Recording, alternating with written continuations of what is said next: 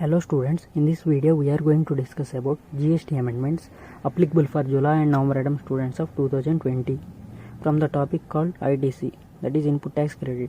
Before going to that, please subscribe my channel CA, CMA, CS alerts. Here are the amendments.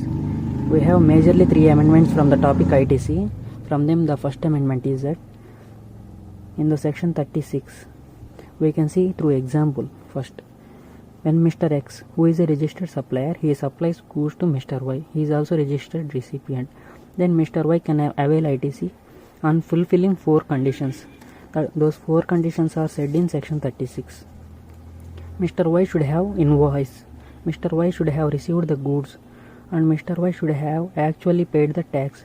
Tax can be paid through electronic credit ledger or his own cash, and he must have filed the return under section 39.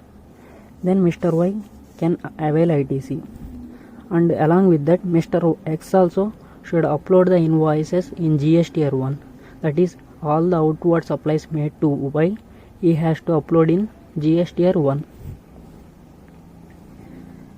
Regarding that, a new subsection has been added to 36. What this new amendment tells is that 36 subsection 4, ITC to be availed by registered person in respect of invoices, the details of which have not been uploaded by supplier, that is Mr. X, in GSTR 1 can't exceed 20% of eligible credit available in respect of invoices which have uploaded in GSTR 1. That is, if Mr. X has uploaded all the invoices, Mr. Y will get all 100% ITC on them. But if Mr. X forgot to upload invoices in GSTR 1, then he will get only, Mr. Y will get only 20% of eligible credit. We can see eligible credit. What is that eligible credit? We can see one case where invoices not uploaded by supplier, that is Mr. X not uploaded invoices in GSTR 1. We all know that GSTR 1 tells about outward supplies details. He will upload in GSTR 1. Then Mr. Y can avail 100% ITC. For example, if it is 1 lakh, Mr. Y can avail 1 lakh rupees as ITC.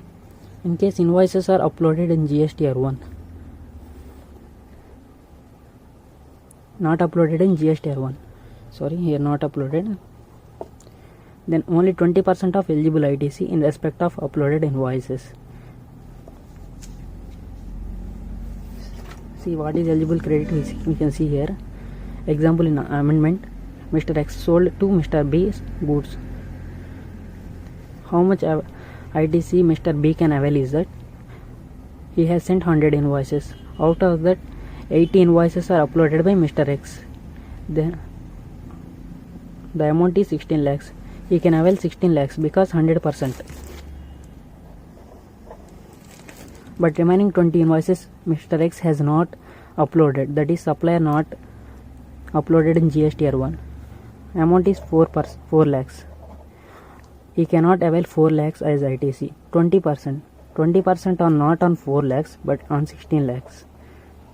Then amounts to 3.2 lakhs. Remember that this 3.2 lakhs should not exceed this 4 lakhs. This is major amendment in that section 36. And we have one more amendment.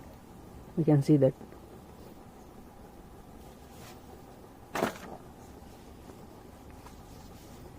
Amendment 2. When there is change in constitution of registered person on account of sale, transfer, merger, etc. with specific provision for liabilities, the registered person is allowed to transfer ITC which remain unutilized in his electronic credit ledger. We can see example here. Mr. X, he has become old, that is more than 60 years like that. He sold his business to Mr. E, maybe his son or any other person, but he is having different PAN number, so he is considered as different person. Now when he transfers his business to Mr. E, along with the property, the ITC which is present in electronic credit ledger of Mr. X also transferred to Mr. E.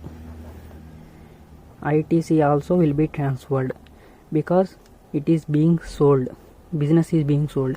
If it is sold or transferred or merged, in those cases ITC also will be transferred to the transferee. That is second amendment. And the amendment 3 is also very important. We all know that pharmaceutical industries where medicines are produced, we can see with simple example. For example, a manufacturing company is supplying tablets to wholesaler some company. It supplies every month. We know that for medicine there is expiry. On expiry, wholesaler will return those medicine to manufacturer. The wholesaler has two options.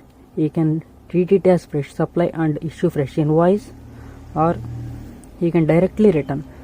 If he directly return, manufacturing company will issue credit note. He can choose any option. Wholesaler can choose any option. When wholesaler returns it, manufacturer will take ITC. That is, for suppose ITC is 150 rupees. But when manufacturer is making the medicines, he has taken the ITC of 110 rupees. Now which ITC he has to return is that? This amendment tells which ITC he has to return. The ITC he has to return is that when he destroyed the medicine, that is 150 rupees, not 110 rupees. That is this what amendment talks about. So these are all the amendments in this chapter ITC.